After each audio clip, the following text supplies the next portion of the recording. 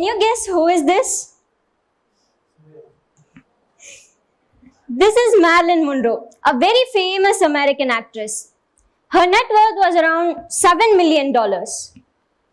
This is Choi Jin-ri, better known by her stage name Solly. She is a South Korean singer and actress. She belonged to the K-pop group FX. Her net worth was around $15 million. These two, they are not from the same country, not from the same timeline. They are not even related. But any idea what's common in between these two? They were both rich, famous, beautiful, and had passed away by harming themselves. Not only them, but there are n number of people who seem to have the perfect life from the outside, but are actually harming themselves from the inside. And in some unfortunate cases, they ultimately end their lives. Oh God, deep talks are not my cup of tea. But hold up, why fear when Gen Z is here? Gen Z wanted to avoid such things. They wanted to prioritize mental wellness. So they brought in something called self-care. While self-care, mental wellness and all that, all these terms existed from long back, it was Gen Z who, oh wait, what's that word again? Yes, it was Gen Z who trended the idea of mental wellness and self-care. You know, the G in Gen Z stands for generousness. In a survey conducted with a sample size of 127 people, 41.7% have answered that they do have a self-care routine. And 47.2% have answered that self-care is 10 out of 10 very important. The idea of self-care overall is fantastic, no doubts. But this is where things start to become chaotic. The term is self-care, isn't it? Self-care.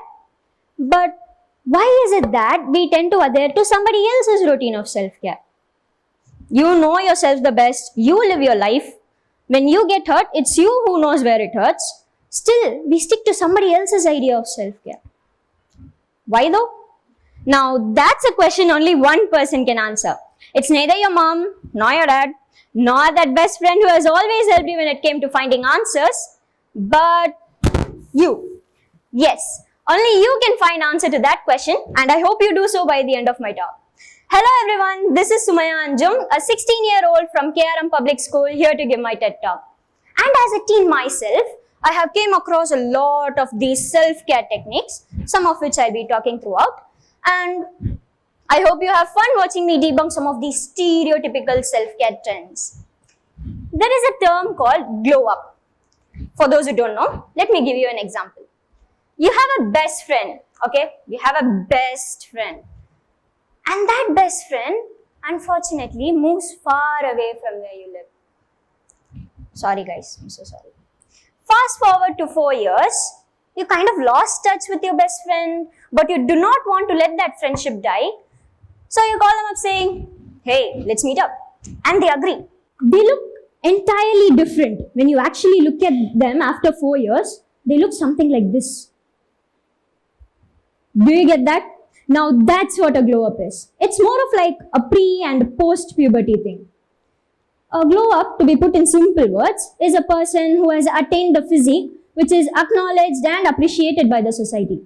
That is to say, you have tall, lean figure, clear skin, unnaturally shiny hair, and fingers so slender that you can't even see them. Now you may wonder, why is this kid giving such a negative definition of glow up? We'll get there, wait. If you search for some glow up tips on the internet, it'll tell you to drink 2 liters of chlorophyll water every day. Apply moisturizer every day, apply lip gloss every day and all that. But only a handful will tell you to do social media detoxing. Only a handful will tell you to do ignoring toxicity and all that. But that's not the actual reason why I gave the definition earlier. I spoke about pre and puberty, right? You can question me, SUMAIYA, just because you stopped studying biology from 10 does not mean that you can forget that a person cannot control what they are undergoing during puberty. Yeah, you're right. Absolutely right. But Here's the catch. When a person undergoes puberty and comes out having all of the attributes that I had listed earlier, looking somewhat like this, only then they are said to have a glow up. Otherwise, they are said to have a glow down. There is a trend in social media where there is an interviewer who asks the interviewee whether a certain person had a glow up or a glow down, and let me just enact it out. It's way better. This side is of the interviewer and that side will be of the interviewee. A mic with a phone of a picture of a person will be revealed later. Do you think this person had a glow up or a glow down? I don't know. Glow up maybe? Do you want to see how this person looks like right now? Sure, why not? And then a person comes out of the hiding like peekaboo, and then there are two reactions for that. The first one being, oh my god, you don't look similar at all.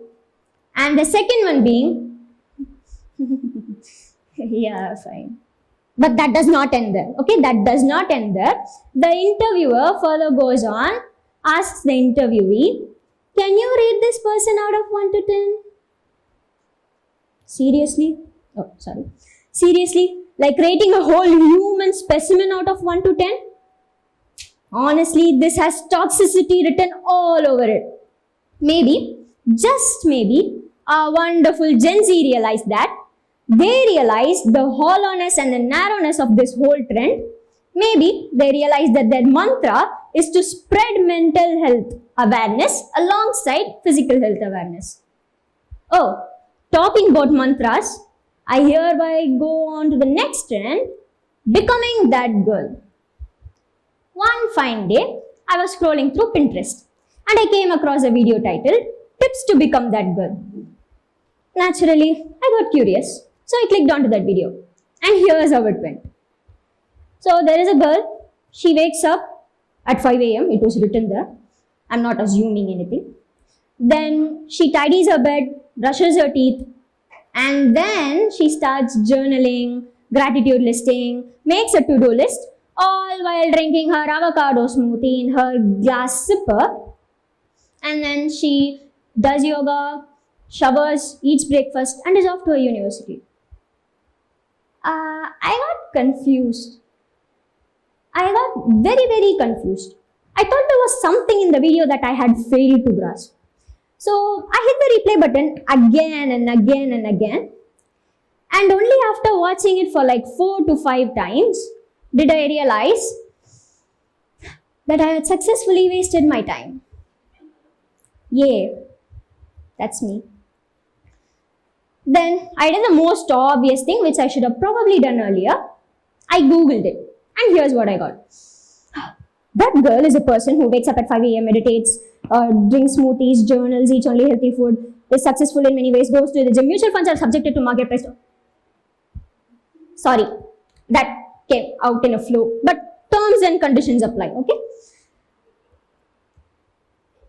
Then yet another definition stated that it's a person who has their life sorted out. This reminds me of something which my mother used to tell me when I approached her about my problems and what's bothering me. She'll give me this one suggestion which will blow my mind away into afterlife. She'll tell me, wake up early and see, all your problems will fly away. The first time I heard this, let me tell you, I was mind blown.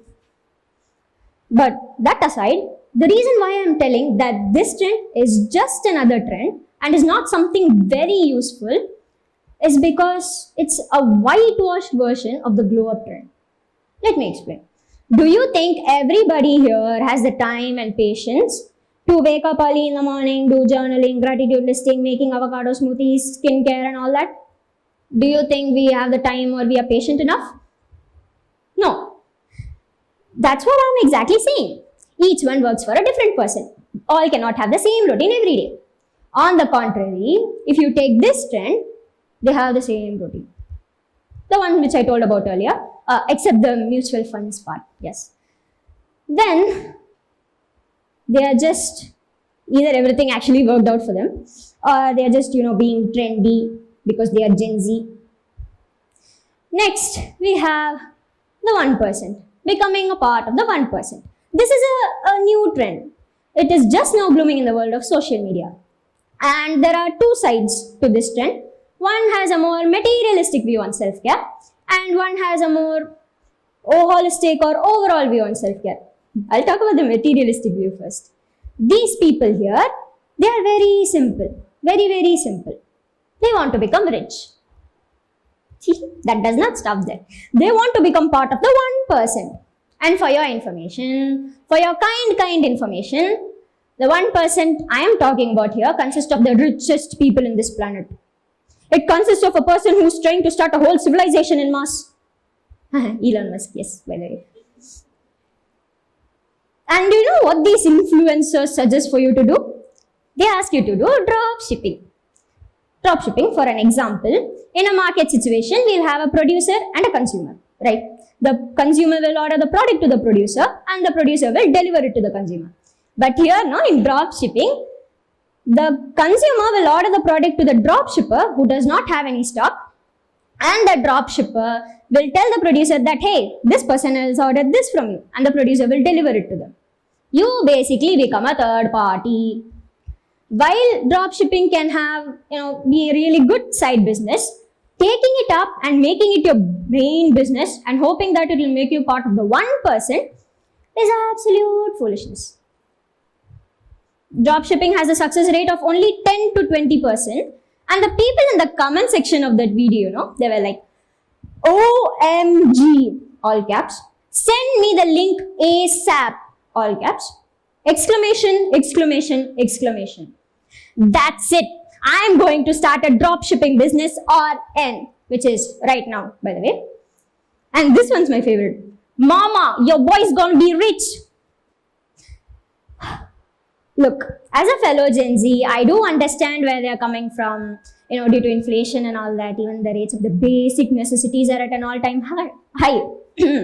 Sorry. But these people, they say they want to become rich. But earning money is not the actual challenge here. It's what you do with the money, the biggest challenge. These people, they say they want to become rich. But do they know how investment works? Do they know what are the risks of investment? Do they know anything about investment first? Do they know how bills work exactly? Only a few do. Even I don't. And further on, we have the next view, which is more of a holistic or overall view on self-care. Here, we have the same things again. Wake up early, meditate, schedule your day, and all that. But wait, we have two new partners. Finding good colleagues. Yeah, please. Yeah, do you see the banner there? If you are a good colleague, do contact me, okay? Call. Next, we have the reading self-help books. If we go ask our parents for self-help books, they'll tell you, read your school books first, then we'll think about buying new ones. It's not even about buying, it's thinking about buying. That's how awesome our parents are. Do you notice something here, friends? Do you notice some sort of pattern? Each trend which I spoke about revolves around the same thing again and again and again. Waking up early, eating good food, and then scheduling your day, journaling, applying skincare and all that. Do you notice that? Did you notice that? All of these trends are not that famous in India. That's why you're probably clueless about what this kid is blabbering on here. But these trends are slowly progressing from west towards east. And they make this whole concept of self-care seem like destination, whereas self-care is actually the journey to become the best version of yourself. It's actually the journey. Let me emphasize on that. It's actually the journey to become the best version of yourself. And if you ask our people, our Gen Z, what their best version of themselves is, they'll tell you, I want to be rich. I want to be beautiful. I want to be handsome and all that. All of these adjectives which we use to describe ourselves are very, very subjective. But on a general basis, being rich means having tons of money. You probably won't even know what you do with that money, but still you want to have all that. And then being beautiful or handsome means fitting to one standard of how a person should look like. Teenagers, millennials, and children nowadays focus so much on feeding their body instead of their soul in the name of self-care. We all strive for a sorted out life, don't we? Don't we? But is this how we are going to do that? By drinking avocado smoothies and applying tons of products on our faces? Yes or no? No. Okay, let's say you attain the clear skin or whatever. But tell me, how is your clear skin going to help you if you cry yourself to sleep every night? How is your good physique going to help you if you can't control these racing thoughts in your mind? At the end of the day, how is your cash and long lashes going to help you improve yourself? Mind you, I'm not against the people who actually take care of their physical health alongside their mental health. I'm talking about those who are so stressed over the way they appear that they forget about mental health entirely. While as studies show, physical health and mental health go hand in hand, and a total obsession over physical appearance can actually put a stress on the person's mental health. So do the people in my survey. 83.5% agree that physical health and mental health indeed are related. When asked the question, what do you do as a part of self-care? Many had answered about skincare, physical activity and all of that. But when asked the question, what do you do to be a mentally healthy person? I had noticed that the answers were all about journaling, meditation, having some me time, ignoring toxicity and all that. This still proves that people think self-care is only for your physical appearance and physical health, but not for your mental health. The trend which I spoke about earlier, becoming part of the 1%, is a very good example of the notion that self-care is only for the rich. Do you agree, friends? Is self-care only for the rich? The same goes with 89% of the people who disagreed with the notion that self-care is only for the rich. Shall we have a look at some of the techniques which our dear friends suggested in the survey to be a mentally healthy person? The first one is journaling. I might have sounded against it before, but I'm not against the concept of journaling as a whole. I'm against the fact that it's being enforced on everybody every day. Journaling is actually a psychologically proven method to help reduce levels of stress and anxiety in a person. When a person is overthinking, for example, jotting down your thoughts will help them ground themselves and face the reality. The next is regular exercising. Regular exercise has proven to secrete chemicals such as endorphins and serotonins, which are also called as the feel-good chemicals. And my friends, by regular exercise, I mean regular exercise, not until your gym membership expires, but until you maintain your fitness and be fit. Yeah, you can also exercise at home, easy.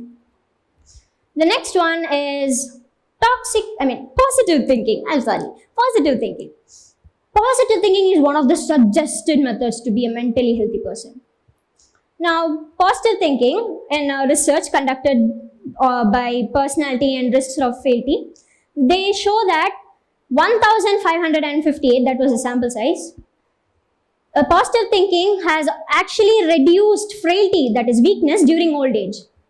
It also helps reduce cardiovascular diseases and depression while enhancing your mental and physical wellness. Positive thinking, it is important to note that it does not necessarily mean that you eliminate all your negative thoughts, emotions and feelings entirely. Those people who do that are said to have what is called toxic positivity. I can explain it to you with a better example actually. Let's say a kid fails an exam and the teacher asks the kid, why did you fail the exam? And the child replies, I thought I could pass even without studying. Now, this actually happens a lot for English exams. I hope no English teachers are here for my sake. Oh my God, I'm sorry. Now, that, my friends, is toxic positivity at its finest. We raise so much awareness about mental health, especially Gen Z, but we don't follow it ourselves. That's Gen Z for you. We are the most ironical creatures on earth. It's always about awareness and never about action. For us Gen Z, we have always been the my way or the highway type of people. That is to say that we'll either do things our way or we won't do it at all. Why don't we bring that here? Why don't we implement that here? Why don't we take self-care and add our own mix to it instead of doing what all these trends are telling you to do? Why don't we do that? We always blissfully ignore the mental health part of self-care, all while preaching it is very, very, very important. Let me ask you all a question. We always say, Sweeta, it will cause me acne. No. This product is not suitable for my skin, I will not apply that.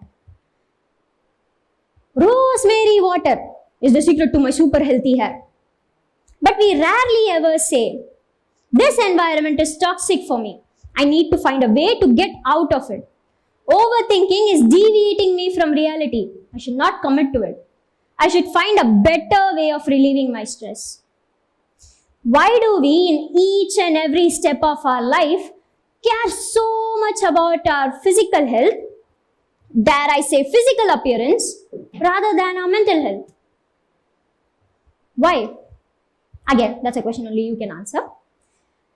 Your body deserves love and care, support, everything. Absolutely true. But in the journey to love your body, don't forget to love your inner self. That is your thoughts, your emotions, and your feelings. They are also a part of you. And if you don't, this guy right here will haunt you forever in your nightmares. I promise. Thanks for coming to my TED Talk.